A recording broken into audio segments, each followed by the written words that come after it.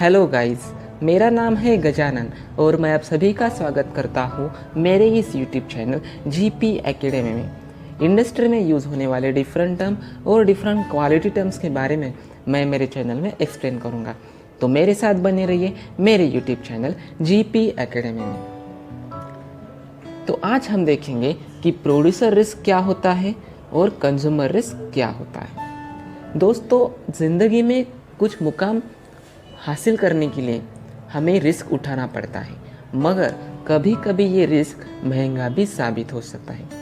तो भला manufacturing process में और ऑर्गेनाइजेशन में ये कौन से रिस्क हैं जिसकी हम आज बात करने वाले हैं, इसके बारे में हम देखेंगे कि प्रोड्यूसर रिस्क क्या होता है और कंज्यूमर रिस्क क्या होता है। प्रोड्यूसर रिस्क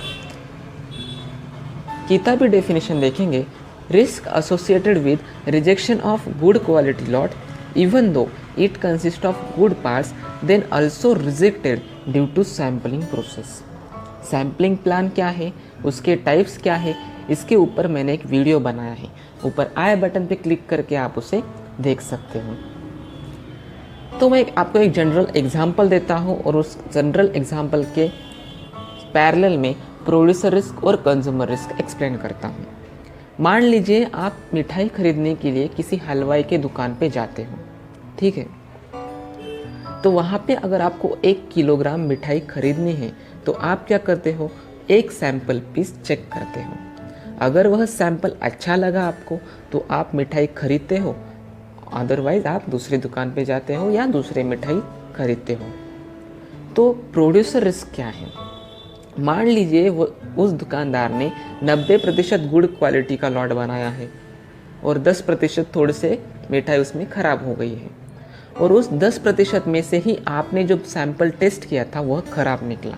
तो क्या होगा कि उस हलवाई का पूरा लॉट तो अच्छा नहीं था, मगर 90 से ज़्यादा उसमें अच्छी क्वालिटी थी, फिर भी आपने मिठाई नहीं खरीदी।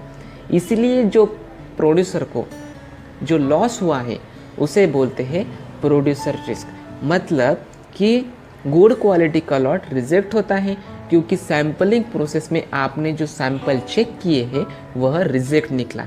इसीलिए जो रिस्क यह है वह है प्रोड्यूसर रिस्क। सिमिलरली उसी एग्जांपल को मैं बता के आपको कंज्यूमर रिस्क के बारे में बताऊंगा।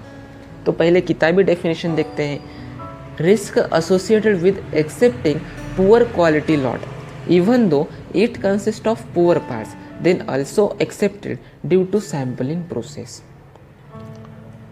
Similarly, मान लीजिए कि उस हलवाई ने जो मिठाई बनाई है उसमें 10% मिठाई अच्छी है और 90% मिठाई खराब है, और जब आप सैम्पलिंग करते हो तो बाय चांस आपको जो अच्छी टेस्ट की मिठाई थी उसे आपने टेस्ट किया है, तो क्या करोगे, आप उस मिठाई को खरीदते हो।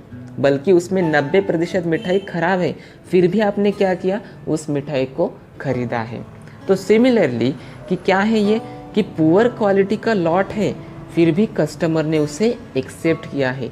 तो क्यों एक्सेप्ट किया है, क्योंकि उसने जो रैंडमली सैंपल चूज़ किए थे वह सैंपल ओके निकले या एक्सेप्टेड निकले, और इसीलिए क्या हुआ है कि पुअर क्वालिटी का लॉट भी एक्सेप्ट हुआ है।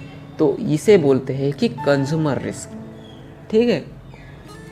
तो ये क्यों होता है, क्योंकि सैम्पलिंग प्रोसेस की वजह से होता है। तो हमें सैम्पलिंग क्यों करनी चाहिए। क्या हम उस दुकान पे 100% इंस्पेक्शन कर सकते हैं? नहीं कर सकते हैं। आपकी कोई फूड इंडस्ट्री है, वहाँ पे आप 100% इंस्पेक्शन टेस्ट करके वो आपकी जो फूड इंडस्ट्री में जो बनाते हो वो मार्केट में ला सकते हो? नहीं है। आपकी कोई मैच स्टिक की फैक्ट्री है, वहाँ पे आप हर मैच स्टिक को जलाकर देख सकते हो?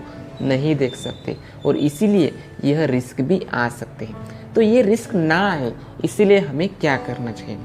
तो सबसे पहले ये बात है कि हर बार आप 100% इंस्पेक्शन नहीं कर सकते, और इसलिए आपको सैम्पलिंग प्लान करना पड़ता है, और इस सैम्पलिंग प्लान को इस्तेमाल करने से ही आपको ये प्रोड्यूसर रिस्क और कंज्यूमर रिस्क का खतरा उठाना पड़ता है। तो इसे अवॉइड करने के लिए आपको एक प्रॉपर सैम्पलिंग प्लान बनाना होता है, ताकि आपको इस रिस्क से आप बच सकें, ठीक है। तो आशा करता हूँ कि एक सिंपल एग्जाम्पल से आप आपकी ऑर्गेनाइजेशन में प्रोड्यूसर रिस्क और कंज्यूमर रिस्क क्या होता है ये समझ गए होंगे। अगर वीडियो अच्छा लगे तो लाइक, शेयर और सब्सक्राइब ज़रूर करिएगा। धन्यवाद।